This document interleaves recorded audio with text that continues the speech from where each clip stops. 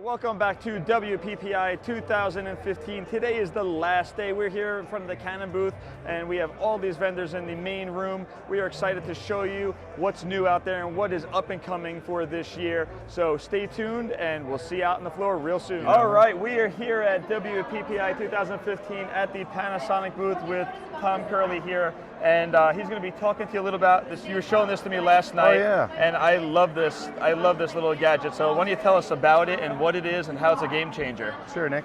This is the Lumix CM1 smartphone camera. We call it a connected device. It's really got all the features of our camera system built into it with the menu and the interface. It's actually got the same sensor as our Lumix FZ1000 camera. It's a 1-inch sensor, 20 megapixels. It's got a Leica lens on it. It's really... You can't beat that. It's really a camera that with a phone built in versus a phone with a camera built in. Excellent. It takes phenomenal pictures, it really does. And you were telling me that it has a Android system built right into it so you can get apps and everything else right in there. Oh yeah, full Android phone. I'm running a T-Mobile SIM in here so I can make phone calls. I like having the Instagram app installed so I can take a picture and go right out. I don't need I don't need the Wi-Fi connection to do that. I can go over. And you can get a better quality picture as opposed to just a snapshot from your regular cell phone camera. It is truly much better. Well, we did some tests the other night with an iPhone side by side with this, and it's because of the lens, the sensor size, and the controls and features. That's always been the problem with these, that it's a tiny little lens and tiny sensor, so you know, it looks great Instagram size, but once you get it bigger, it starts to fall apart. So it's a new venture for Panasonic, Lumix that is, making a smartphone with a camera in it. Panasonic has long made mobile phones for other markets, not here in North America though. This camera is actually coming to North America later this year. Okay. Currently for sale in Europe, in England, France, Germany. It's selling over there now as an unlocked phone, which is what we're going to do here. Nice. We haven't set a market price yet, but we're looking at around $1,000. Okay. And we're going to sell it through our photo specialty dealers who carry the Lumix line of products. So very exciting. What I love about it too, if I can hold it for a second, it's the same size as your regular phone that you already have with just a great lens on it and a better sensor. So it's not big and clunky. Like I was looking at the new iPhones and I'm like, they're huge. It makes your head actually look small, where this doesn't. This fits right in my hand. It's not a phablet size phone. It's a little bigger than I like it too. It's got the old school look to it. Yeah, with it's retro. Yeah. Retro look. Yeah. Love that. Really love exciting. That. We're Excellent. getting a lot of good response to it. So. Oh, I'm sure. You showed it to me last night and I was blown away. That's why I wanted to come down here and talk to you about it. So moving on to Lumix Lounge, why don't you tell us about that and what that is and the speakers and everything you guys are having here. Right. We have our talent team called the Lumix Luminary Team, professional photographers who use our product.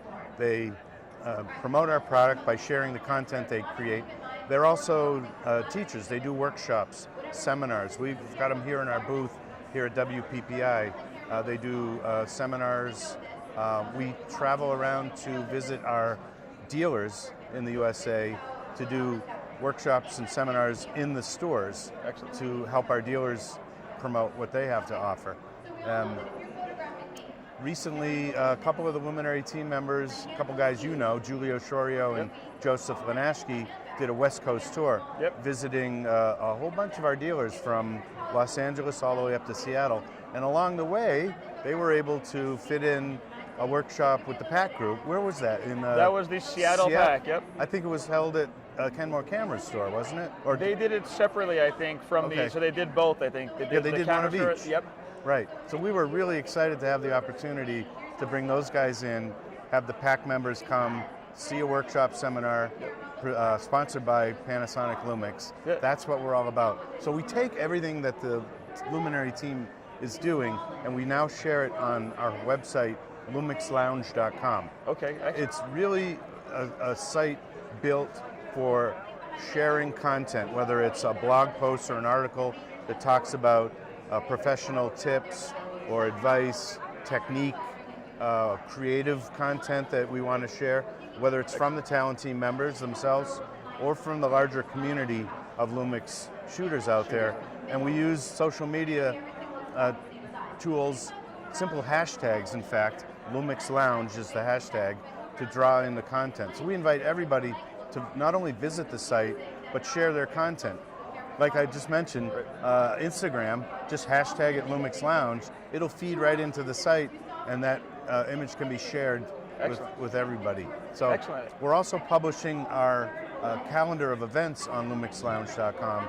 So now we have a way to let people know when they can see someone, whether they're one of our talent team members, the Luminary team, or other professional photographers who are giving workshops that we want to tell people about.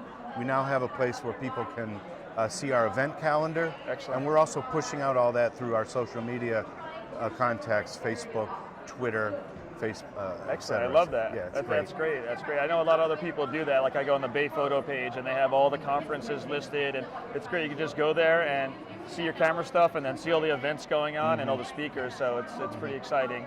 And I think Julio's coming to Phoenix, which is the one I run as well. Somewhere in April, so keep an eye on the calendar for that. Yep, we'll make sure that's on the calendar. If it's not there now, we'll put it up, typically 4 to 6 weeks ahead of time, so people can see that, bring it into their own personal calendar, lock it in. So awesome. Well, anything else you want to talk to us about, of anything new that's coming out that you're allowed to talk about? Well, it's an exciting year. We continue to enjoy the success of the GH4 camera model. With 4K? With 4K video, yep. The feature that we're promoting in that camera and across our line of all of our Lumix cameras that have 4K video capability is a feature called 4K photo.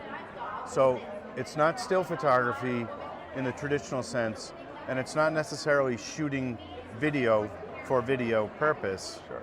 But it is shooting a clip of video in ultra high definition 4K resolution, specifically for the purpose of pulling out one frame of that video and saving it as a JPEG file, which is a 8 megapixel file.